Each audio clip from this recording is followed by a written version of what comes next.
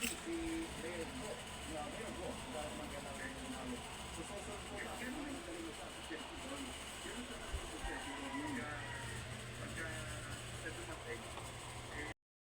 ko po ay ginisang ampalaya. So ngayon po magigisa na po ako ng bawang, sibuyas, tapos po yung sahog po natin giniling. Meron din po tayong oyster sauce. Sige po, umpisahan na po natin na magisa.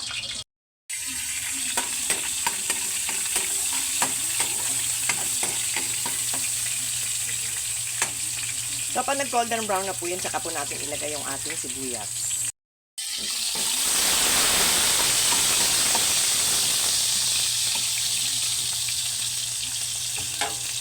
So, ngayon po ilagay na po natin yung ating giniling.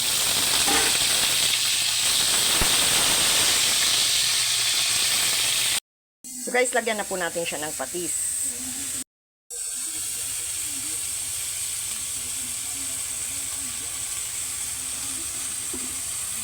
Sangkutsahin po muna natin maigi yung ating giniling.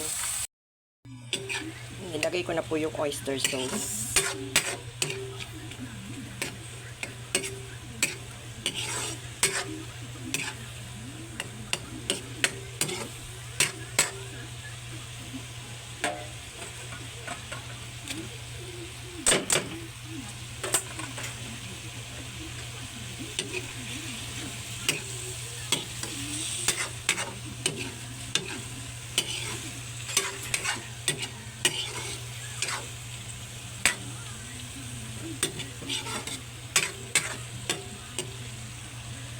So, ito po nilagay ko na po yung ating ampalaya. So, madali lang naman po maluto yung ating ampalaya may konti. Pwede ko na po siyang patayin. Yung ating sindi ng kalan. Kaya ko po siya ng binating iklog.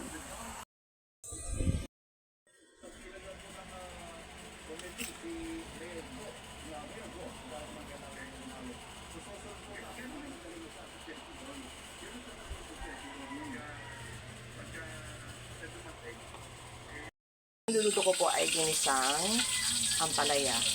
So ngayon po magigisa na po ako ng bawang, sibuyas, tapos po yung sahog po natin giniling. Meron din po tayong oyster sauce. Sige po, umpisahan na po natin na magisa.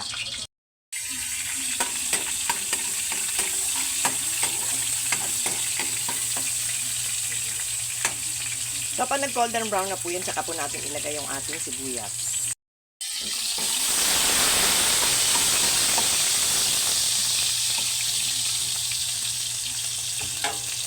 So, ngayon po ilagay na po natin yung ating giniling.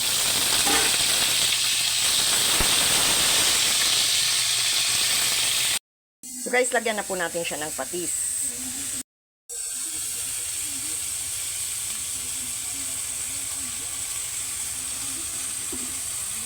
Sangkutsahin po muna natin maigi yung ating giniling. Ilagay ko na po yung oyster sauce.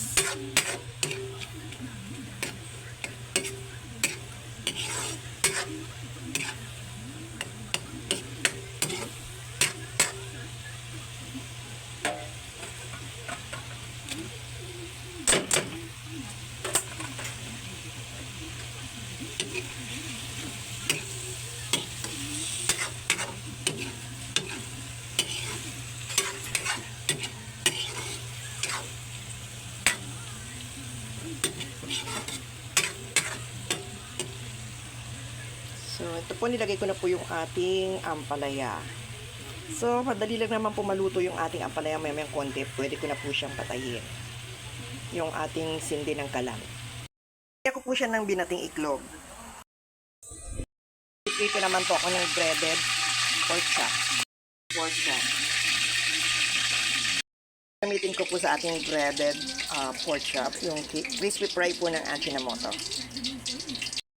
So ito nga lang po, matagal po yung magprito pero kailangan po natin kasi shallow fire. Kasi ang baboy po, pag medyo malakas yung ating apoy, tumitigas po siya, tsaka yung luto niya matigas. Kailangan low fire lang po. Mas mura mabibili po kasi yung ilang mga gulay dito, tulad halimbawa ng repolyo na 50 pesos.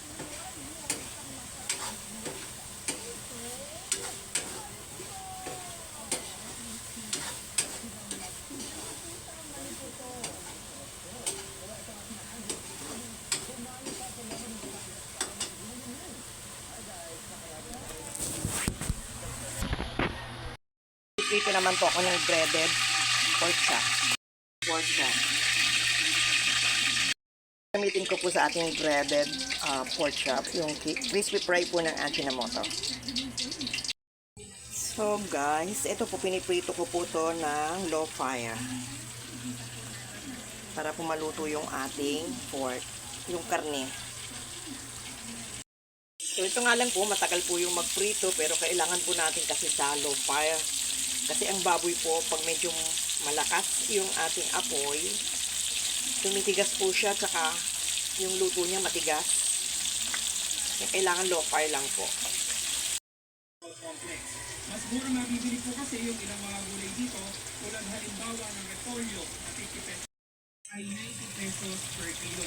Meron din sayote na 50 pesos per kilo